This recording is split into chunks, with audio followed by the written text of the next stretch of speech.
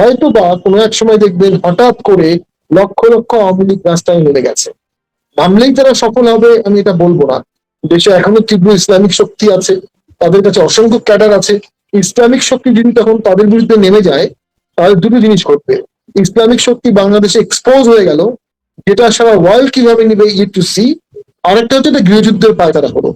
যখন গৃহযুদ্ধের পায়তারা হবে, তখন স্বাভাবিকভাবে অন্যান্য যারা স্টেক হোল্ডার আছে, বিদেশি শক্তি, আমাদের বন্ধু রাষ্ট্রগুলো, সেনাবাহিনী, পুলিশ, তারা রিয়াক্ট করবে, তারা এটাকে ঠেকানোর চেষ্টা করবে।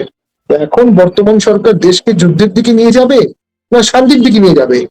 যদি আপনার কাছে শান্তিপূর্ণ আলোচনা করে সমাধানের পথ থাকে, তাহলে আপনি কেন দেশকে যুদ্ধের দিকে ঠেলে দেবেন? সেটি তো কখনোই কাম্য না। সেটি বর্তমান সরকারকে উপলব্ধি করতে হবে। আর শেখ হাসিনা অতীতে ফিরে আসছিল, 111-এর সময় ফিরে আসছিল, জিয়ার আমলের সময় ফিরে আসছিল, তখনও তার জীবনের ঝুঁকি ছিল। 21শে আগস্ট তাকে বোম মারা হয়েছে, তাকে মেরে ফেলা হতো। মেরে ফেলার পরে তিনি 22শে আগস্টে কিন্তু আবার ঠিকই রাজনীতি করেছেন। তবে হ্যাঁ, অবশ্যই 14 থেকে 24, 10 বছরে সরকারের অসংখ্য বিতর্কিত কাজের কারণে আওয়ামী লীগ বা শেখ হাসিনা সে আগের আদর্শিক অবস্থানটা দেয়। তবে তার আদর্শিক অবস্থান হারিয়ে গেছে, রিলেভেন্স হারিয়ে গেছে। তিনি বঙ্গবন্ধুর মেয়ে, আওয়ামী লীগের সব বর্তমানে সভানেত্রী। আওয়ামী লীগ যথেষ্ট জনপ্রিয় একটা দল, এখনো হার্ডকোর দল।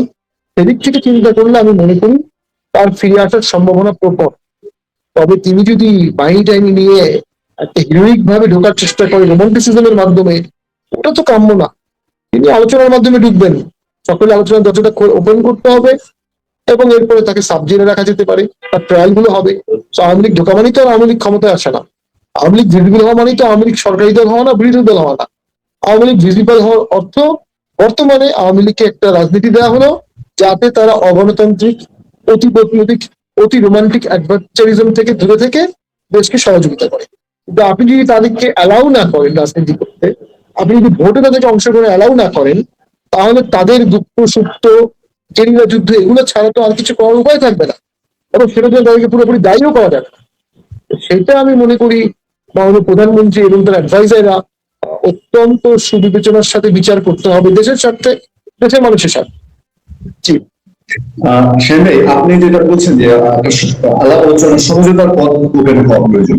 এই যে দিনেশ ত্রিবেদী গোল বৈঠক, দিনেশ ত্রিবেদীর আবার দিল্লি ছুটে যাওয়া, তার সাথে শেখ হাসিনার দেখা হওয়ার আলাপ, এইসবের মধ্যে দিয়ে কি ভেতর ভেতর, যেমন আমরা এর মধ্যে ইন্ডিয়া থেকে একটা খবর পেয়েছিলাম যে বিএনপি সরকারের একজন বিশেষ গ্রুপ দিল্লিতে গিয়েছেন শেখ হাসিনার সঙ্গে কথা বলার জন্য।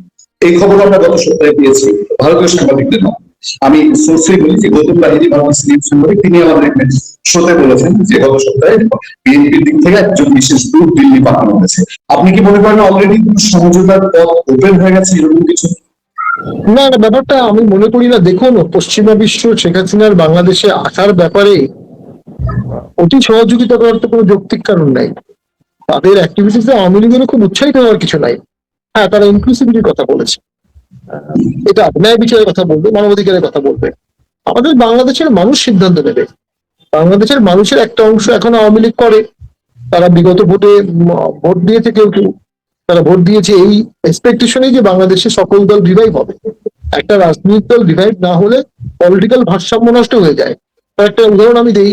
এই জুলাই আগস্ট মাসে এনসিপির নেতৃবৃন্দ পতাকাটে অপদস্থ হচ্ছে, ধাওয়ার শিকার হচ্ছে, ঢিলের শিকার হচ্ছে, মারার শিকার হচ্ছে জুলাই মাসে।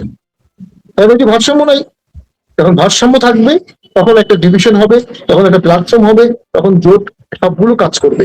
আওয়ামী লীগ না থাকার কারণে পলিটিক্যাল ভারসাম্য নষ্ট হয়ে যাচ্ছে। পাশাপাশি দেশের নাট্যশিল্পী, গায়ক, গায়িকা, ক্রিকেটার, এক্সটেন্ডেড আওয়ামী লীগ, মুক্তিযুদ্ধের সপক্ষের বিশাল শক্তি, মুক্তিযোদ্ধা, তাদের সন্তানাদি, নাট্যকার, উদারপন্থী শিক্ষক, কমিউনিস্ট পার্টির লোকজন, এরা মিলে একটা বিশাল বলয় আছে। এরা মনে করে তাদের স্বার্থ রক্ষা, তাদের চেতনা রক্ষা, তাদের অধিকার রক্ষায় আওয়ামী লীগের কোনো বিকল্প নাই। সেই জায়গাটা বিএনপি নিতে পারেনি, বিএনপি নিতে পারতো, সেই জায়গাটা বিএনপি নেয়নি। পাশাপাশি আমরা দেখছি বিভিন্ন মামলা দেওয়া হচ্ছে, অসংখ্য শিল্পীর নামে মামলা দেওয়া হচ্ছে, নাট্যশিল্পীর নামে মামলা দেওয়া হচ্ছে। এর ফলে ক্ষুব্ধ মানুষ, ক্ষতিগ্রস্ত মানুষ, মৃত মানুষরা অনেকেই ভাবছে যে আওয়ামী লীগ থাকলে এই ভারসাম্যটা থাকতো, আওয়ামী লীগ থাকলে এই ভারসাম্যে দেশটা ভারসাম্যপূর্ণ হতো। সেই ভারসাম্যের জন্য অনেকেই মনে করছে আওয়ামী লীগের ফিরে আসা উচিত। আর অনেকে এটাকে নাৎসিবাদ, ফ্যাসিজমের সাথে তুলনা করছে। আসলে নাৎসিবাদ বা ফ্যাসিজমের সাথে তুলনা করা যাচ্ছে না কেন, ওটাতে একটা ইন্টারন্যাশনালাইজড ক্রাইম ছিল, বিভিন্ন দেশে ছড়িয়ে তারা এটা করেছিল। এবং তার তো প্রায় 6 লক্ষ ইহুদিকে মেরেছিল, 60 লক্ষ লোককে মেরেছিল। সেকেন্ড ওয়ার্ল্ড ওয়ারে লক্ষ কোটি লোক মারা গেছে। সেই ফ্যাসিজম আর এই ফ্যাসিজম তো এক না। সেই নাৎসি পার্টি, হিটলারের বা মুসলিমের পার্টি ফ্যাসিজম, এইটা পার্টি আর আওয়ামী লীগ এক না। ওই পার্টিগুলো দেশ স্বাধীন করেনি, ওই পার্টিগুলো 50 বছরও নাই, গৌরব উদাহরণ নাই। বাংলাদেশে তো আওয়ামী লীগের 70 বছরের ইতিহাস, আরো বেশি। আমি সেই ক্ষেত্রে 70 বছরের ইতিহাসের মধ্যে আমি ধরে নিতে পারি 14 থেকে অনওয়ার্স তাদের অনেক ভুল আছে, অনেক তদন্তও আছে। সেই জন্য আপনি তার আগের 50 বছরের ইতিহাস তো মুছে ফেলতে পারবেন না। আর তাদের ফলোয়ার্সরাও তো আওয়ামী লীগ ছাড়া অন্য কোনো দলে চলে যেতে আগ্রহী না। দেশের একটা অংশের মানুষ এখনো আওয়ামী লীগকে চাচ্ছে, যদি কেউ না চেত তখন একটা দল, তখনও একটা দল এক্সিকিউটিভ অর্ডার লাগে না, বাই ডিফল্ট অটোমেটিক আস্তে আস্তে সেটা বাতিল হয়ে যায়। মুসলিম লীগ যখন পাকিস্তান স্বাধীন হলো, মুসলিম লীগ সেই সময় নতুন পাকিস্তানের আশাকাঙ্ক্ষা পূরণ করতে পারেনি, দ্রুত সেই গ্যাপটা ফিল আপ করেছে আওয়ামী লীগ, দ্রুত সেই গ্যাপটা ফিল আপ করেছে পাকিস্তান পিপলস পার্টি। এবং আস্তে আস্তে মুসলিম ইরিলেভেন্ট হয়ে গেছে, ডিফাউন্ড হয়ে গেছে, রিডান্ডেন্ট হয়ে গেছে, মুছে গেছে, ওটা এক্সিকিউটিভ অর্ডার লাগেনি।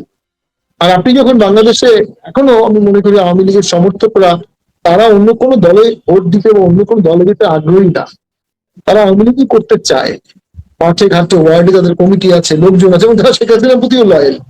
এই বাস্তবতাটা মেনেই তো কৌশল নিতে হবে। আওয়ামী লীগ এখনো ভিজিবল হয়নি, বৈধভাবে যদি ভিজিবল হয় তারা অফিস করবে, তারপরে একসময় ভোট হবে, ভোটে তারা সরকারি দল হবে। এই শঙ্কা এখন করার কোনো কারণ নাই। একটা আন্দোলনের পতনের পরে এত দ্রুত কোনো সরকারি দল করতে পারে না সেই দলটি। কিন্তু রাজনীতি করার অধিকার তাদেরকে দিতে হবে, তাদের বিচার জনগণের ভোটে হবে, তাদের বিচার আদালতে হবে। একটা এক্সিকিউটিভ অর্ডারের খোঁচা দিয়ে তাদেরকে আটকে রাখা হয়, তারা এটাকে পলিটিক্যাল ক্যাশ করবে, বলবে যে আমরা ভোটে জিততাম, আমাদের অনেক জনপ্রিয়তা আছে, কিন্তু আমাদেরকে কাজ করতে দেওয়া হচ্ছে না। সেই দিক থেকে রাজনীতির দরজা সবার জন্য খুলতে হবে। জি জি সেখানে আমি এনসিএ প্রসঙ্গটা পরে যেতাম, আমি এই মুহূর্তে একটা জনসম্পৃক্ত ইস্যুতে আপনার কাছ থেকে একটু জানতে চাই। এটা হলো বাংলাদেশে গ্যাস এবং বিদ্যুৎ। আমি এই গত মাসের মধ্যে ম্যাক্সিমাম সময়টা আমি ঢাকার বাইরে ছিলাম, মফস্বলে ছিলাম। মফস্বলে যা দেখে এসেছি অকল্পনীয়। আমরা যারা অভ্যস্ত হয়ে গেছি নাগরিক জীবনে তাদের পক্ষে মফস্বলে থাকা সম্ভব না, বিদ্যুৎ পরিস্থিতিটা এত নাজুক। ঢাকায় এসে আমি যেখান থেকে এখন আপনার সঙ্গে কথা বলছি, গত 1 মাস ধরে সেখানে গ্যাস নেই, ইলেকট্রিক চুলায় বিকল্প পদ্ধতিতে হোটেল থেকে রান্না করতে হচ্ছে। বিএনপি সরকার কি এই দুইটা ক্ষেত্রে আগের দুর্নাম কাঁদে নিচ্ছে বা ব্যর্থতার পরিচয় দিচ্ছে বলে আপনি মনে করেন? এই দুই ক্ষেত্রে গ্যাস মোদি গভর্নমেন্ট যখন ক্ষমতায় আসলো তখন ইরান এবং যুক্তরাষ্ট্রের যুদ্ধ শুরু হলো, সেইটা প্রস্তুতি রাখার মতো কোনো উপায় ছিল না। এখন গ্যাসের সংকট হচ্ছে, কারেন্ট থাকছে না, বিদ্যুৎ বিল অনেক বাড়ছে, সামনেও শুনছি এনার্জি প্রাইস বাড়াতে হবে, ইন্টারন্যাশনাল প্রাইস বেড়ে গেলে। যখন আপনি এনার্জির প্রাইস দিচ্ছেন আবার এনার্জি সাপ্লাই দিতে পারছেন না, এটা জনগণের মধ্যে বিভিন্নমুখী একটা ক্ষোভের সৃষ্টি করবে। একটা ক্ষোভ হচ্ছে আপনি অনেক টাকা নিচ্ছেন এনার্জির জন্য, 2 হচ্ছে এনার্জি নিরবিচ্ছিন্ন দিতে পারছেন না, 3 হচ্ছে এনার্জির দাম বাড়ার কারণে ইনফ্লেশন বাড়ে। এই ইনফ্লেশন বাড়লে জনরোষ অনেক বেশি বাড়বে। অলরেডি 8.5% ইনফ্লেশন, এটা দ্রুত 9.5 হবে, ডাবল ডিজিটে চলে যাবে। 10% ইনফ্লেশন হলে আপনার যে আয় হবে সেখান থেকে 10% টাকা চলে যাবে, আপনার আয় বাড়বে না কিন্তু খরচ 10% বেড়ে যাবে। তার মানে আপনার এসেনশিয়াল কমোডিটিসে কাট করতে হবে, এসেনশিয়াল কমোডিটিস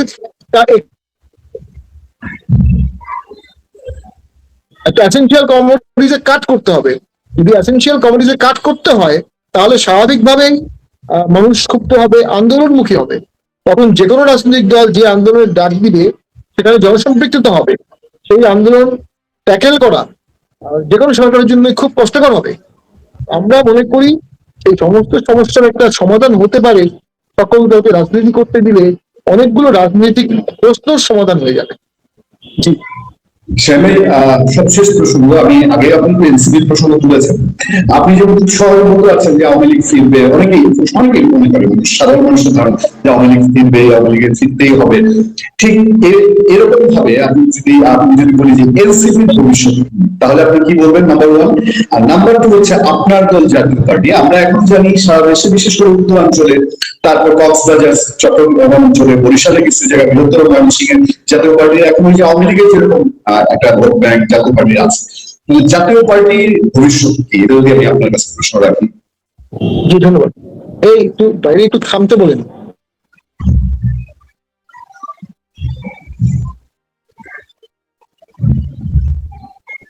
জি, আমাদের যেটি হচ্ছে এনসিপির ভবিষ্যৎ, আমি মনে করি এনসিপির কাছে জুলাই আন্দোলনের অভিজ্ঞতাটা ছিল, আন্দোলনের হিরোইজমটা ছিল, কৃতিত্ব একটা বড় অংশ ছিল, কিন্তু তারা এককভাবে ভোট করতে সাহস পেল না।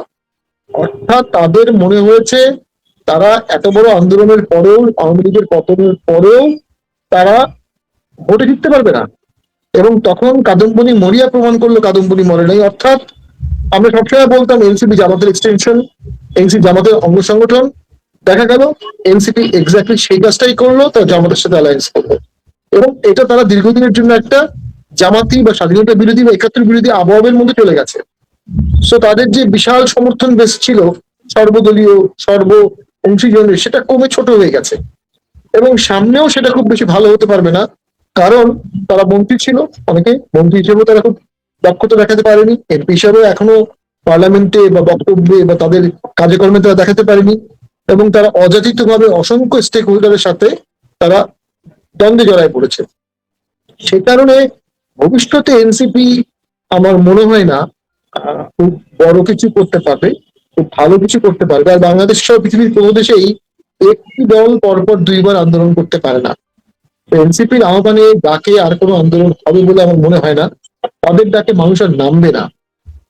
তবে তারা যদি এখনো শুদ্ধাচার করে, শ্রদ্ধা জানায়, একাত্তরকে শ্রদ্ধা জানায়, অন্যান্য দলকে শ্রদ্ধা জানায়, তাহলে রাজনীতি তারা টিকে যেতে পারে। জাতীয় পার্টির 14, 18, 24 তিনটি ভোটে অংশগ্রহণ করার কারণে, যদিও জাতীয় পার্টি 14 সালে ভোট বর্জন করেছিল, আমি করেছিলাম, অনেকেই করেছিল, আমরা এমপি ছিলাম না 14 সালে, একটা রাজনৈতিক দায় জাতীয় পার্টির উপরে এসেছে।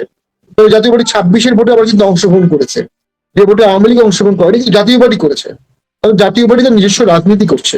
এবং জাতীয় পার্টি 26-এ বিএনপি এবং জামাত কারোর সাথে জোট করেনি, নিজস্ব এককভাবেই রাজনীতি করেছে, এককভাবেই ভোট করেছে এবং তীব্র ঝুঁকি নিয়ে। এবং জাতীয় পার্টি সেই ঝুঁকির পরে আজকে অবতরণ করে টিকে আছে, দৃশ্যমান আছে, পালিয়ে যায়নি। জাতীয় পার্টি 24-এর আন্দোলনের পরে জাতীয় পার্টির কেউ পালিয়ে যায়নি। অর্থাৎ আমাদের সেই সৎ সাহসটা আছে যে আমরা এমন কিছু করিনি, আমাদের পালিয়ে যেতে হবে। এখন ভবিষ্যৎ বাংলাদেশে যদি আপনি ভবিষ্যৎ সংসদ দেখেন, এদেশে জাতীয় পার্টি আওয়ামী লীগ ছাড়া একটা সংসদ এখন চলছে, 4টি মুখ্য দলের 2টি দল নাই। এটা টেকসই সমস্যা হবে না, বাকি সমাধান হলো না। বাকি যে দলগুলো আছে তারাও প্রকৃত বিরোধী দল হতে পারছে না, প্রকৃত সরকারি দল হতে পারছে না। তাদের মধ্যে আন্ডারস্ট্যান্ডিং আছে, আওয়ামী লীগ করছে তারা একমত, হয়তো জাতীয় পার্টি করছে একমত। ফলশ্রুতিতে তারা ইভেন্চুয়ালি একটি একটি দল, একটি জোট, একটি কাঠামো, একটি জোট সংসদে আছে। তো আমরা মনে করি ভবিষ্যতে অন্তর্ভুক্তিমূলক সংসদের চাহিদা আসবে এবং সেখানে জাতীয় পার্টির অংশগ্রহণের সুবিধা সমূহ সম্ভাবনা আছে। কারণ জাতীয় পার্টিটা কোর খাওয়া দল, রাষ্ট্র পরিচালনার অভিজ্ঞতা জাতীয় পার্টির আছে।